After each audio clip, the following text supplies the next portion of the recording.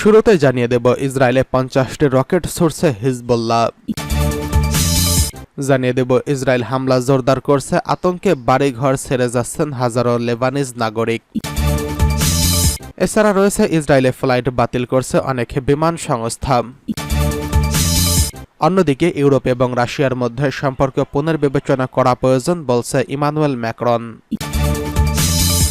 সর্বশেষ জানিয়ে দেব একটি নতুন বিশ্ব ব্যবস্থা তৈরির আহ্বান জানালেন ফরাসি প্রেসিডেন্ট। ইসরায়েলে 50টি রকেট ছুড়ছে হিজবুল্লাহ। ইসরায়েল বলছে লেবানন থেকে 50টিরও বেশি রকেট ক্ষেপণাস্ত্র নিক্ষেপ করা হয়েছে। ইসরায়েলি সামরিক বাহিনী বলছে আজ সকালে লেবানন থেকে উত্তর ইসরায়েলের 50টিরও বেশি রকেট নিক্ষেপ করা হয়েছে। ইসরায়েলি সেনাবাহিনীর এক বিবৃতিতে বলছে অধিকাংশ ক্ষেপণাস্ত্র আটকে দেওয়া হয়েছে। প্রায় 5টি প্রজেক্টাইলের মধ্যে ইসরায়েলের মাকিম এলাকাকে লক্ষ্য করে ছোড়া হয়। তবে হিজবুল্লাহর রকেট হামলায় ইসরায়েলের কোনো হতাহতের খবর পাওয়া যায়নি। আজকেও লেবাননের বিভিন্ন স্থাপনা লক্ষ্য করে হামলা চালানোর কথা জানিয়েছে হিজবুল্লাহ। এর আগে সোমবার লেবাননের বিভিন্ন এলাকায় হামলা চালাচ্ছে ইসরায়েলি বাহিনী। সোমবার চালানো হামলায় প্রায় 500 মানুষ নিহত হয়েছেন, আহতের সংখ্যা আরও 2000 ছুঁই। এই হামলার প্রতিবাদে ইসরায়েলেও রকেট হামলা চালিয়েছে হিজবুল্লাহ।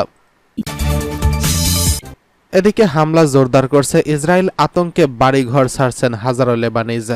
লেবাননে হিজবুল্লাহকে লক্ষ্য করে ব্যাপক বিমান হামলা চালিয়েছে দখলদার ইসরায়েল। গত সোমবার ইসরায়েলি বাহিনী শত শত বিমান হামলায় অন্তত 492 জন নিহত হয় এবং 1000-এরও বেশি মানুষ আহত হয়েছেন। এতে রাজধানীর বৈরুতে বিপর্যয়কর পরিস্থিতি তৈরি হয়েছে। লোকজনকে বাড়িঘর ছেড়ে নিরাপদ আশ্রয়ে চলে যাওয়ার নির্দেশ দেওয়ার পর বৈরুতের রাস্তায় মানুষের ঢল নেমেছে। দেশটির স্বাস্থ্য মন্ত্রণালয় বলছে লেবাননে প্রায় 20 বছরের মধ্যে সবচেয়ে প্রাণঘাতী সংঘর্ষের দিন ছিল এটি। স্বাস্থ্যমন্ত্রী ফিরাস আবিয়াদ বলছেন হামলার কারণে হাজার হাজার পরিবার বাস্তুচ্যুত হয়েছেন। অন্যদিকে হিজবুল্লাহর ইসরায়েলের উত্তরাঞ্চলে পাল্টা হামলা চালিয়েছে। গোষ্ঠীটির পক্ষ থেকে বলা হয়েছে তারা 200-এর বেশি রকেট হামলা চালিয়েছে। লেবাননের স্বাস্থ্য মন্ত্রণালয় জানিয়েছে সোমবার ইসরায়েলের বিমান হামলায় মারা যাওয়া 492 জনের মধ্যে 58 জন নারী এবং 35 জন শিশু রয়েছেন। আহত হয়েছেন আরও 1645 জন। ইসরায়েলের প্রধানমন্ত্রী নেতানিয়াহুর রেকর্ড করা বার্তায় বলছেন লেবাননের সাধারণ মানুষ যেন ইসরায়েলের পরামর্শ মেনে নিরাপদ জায়গায় চলে যায়, তারা যেন এই সতর্ক বার্তাকে গুরুত্ব দেয়। এরপর দক্ষিণ লেবানন থেকে হাজার হাজার মানুষ ঘরবাড়ি ছেড়েছেন। দক্ষিণ লেবাননের বন্দর শহর সিডনের রাস্তার গাড়িতে পরিপূর্ণ। 2006 সালের পর থেকে এইরকম দৃশ্য দেখা যায়নি। ইসরায়েলের সামরিক মুখপাত্র হাগারি বলেছেন হিজবুল্লাহকে ইসরায়েলের সীমান্ত থেকে দূরে সরতে যা করা দরকার সেনা সদস্যরা তা করবে। তিনি দাবি করেছেন সোমবার বিমান হামলায় হিজবুল্লাহর প্রচুর ক্ষতি হয়েছে, প্রয়োজন হলে ইসরায়েল স্থলপথেও লেবাননে ঢুকবে। হামলার আগে ইসরায়েলের সামরিক মুখপাত্র ড্যানিয়েল হাগারি বলেছেন তাদের বিমান হামলায় লেবাননের বেকা উপত্যকায় হামলার প্রস্তুতি নিচ্ছে। স্থল হামলার সম্ভাবনা সম্পর্কে তিনি জানান ইসরায়েলের লেবানন ব্যাপক মাত্রায় বিমান হামলা শুরু করছে। এদিকে ইসরায়েল ফ্লাইট বাতিল করছে অনেক বিমান সংস্থা।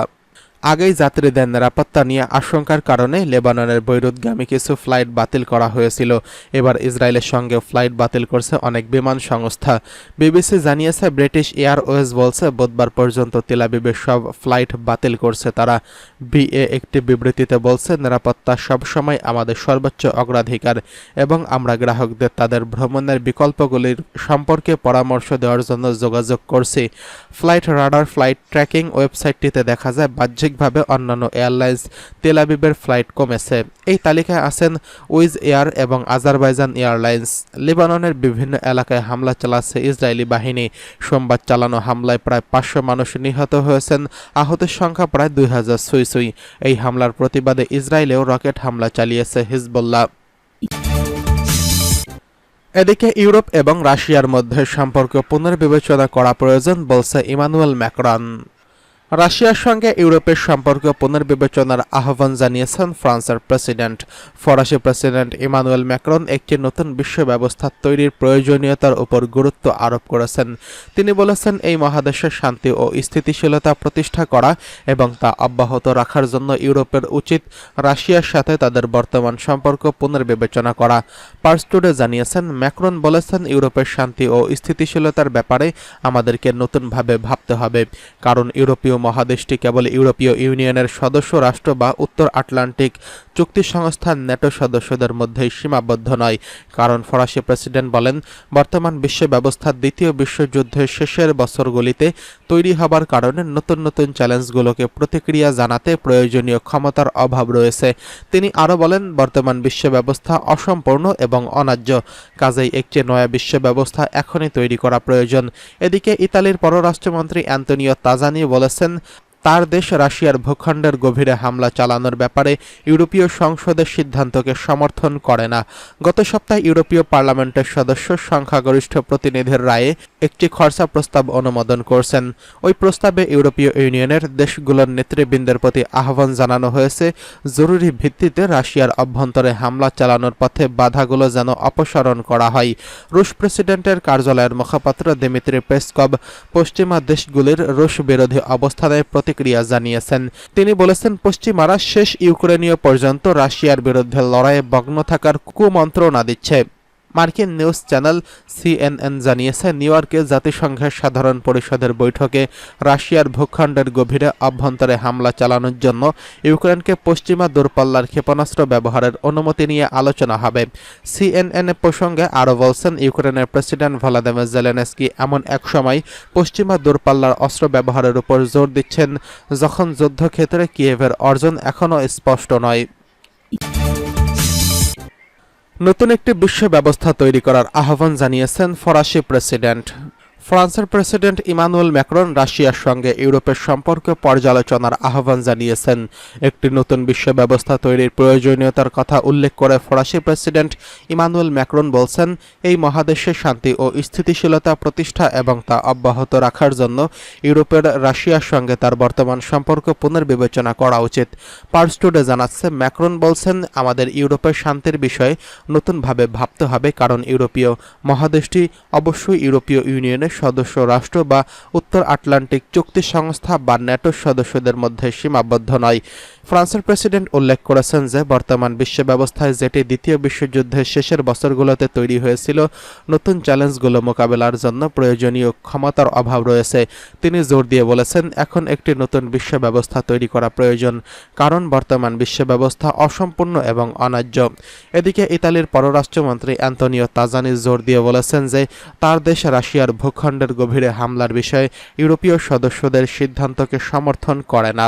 ইউরোপীয় পার্লামেন্টের সদস্যরা গত সপ্তাহে সর্বসম্মতভাবে একটি প্রস্তাব অনুমোদন করেছে, যাতে ইইউ নেতাদের প্রতি অবিলম্বে রাশিয়ার ভূখণ্ডের গভীরে কিয়েভের হামলার উপর সমস্ত নিষেধাজ্ঞা তুলে নেওয়ার আহ্বান জানানো হয়। পশ্চিমা দেশগুলো রুশ বিরোধী অবস্থানের প্রতিক্রিয়ায় রুশ প্রেসিডেন্টের কার্যালয়ের মুখপাত্র দিমিত্রি পেসকভ বলছেন যে পশ্চিমারা শেষ ইউক্রেনীয় জীবিত থাকা পর্যন্ত রাশিয়ার বিরুদ্ধে লড়াইয়ে মগ্ন রয়েছেন। আমেরিকান নেটওয়ার্ক CNN এর ঘোষণা অনুযায়ী নিউ ইয়র্কের জাতিসংঘের সাধারণ পরিষদের বৈঠক শুরু হওয়ার সাথে সাথেই রাশিয়ার গভীরে হামলার জন্য ইউক্রেনের পশ্চিমা দূরপাল্লার ক্ষেপণাস্ত্র ব্যবহারের অনুমতি নিয়ে আন্তর্জাতিক মনোযোগ কেন্দ্র হবে। CNN একই প্রসঙ্গে লিখেছেন, ইউক্রেনের প্রেসিডেন্ট ভলোদিমির জেলেনস্কি যখন পশ্চিমা দূরপাল্লার অস্ত্র ব্যবহারের উপর জোর দিচ্ছেন, তখন যুদ্ধক্ষেত্রে এই দেশের অর্জন স্পষ্ট নয়।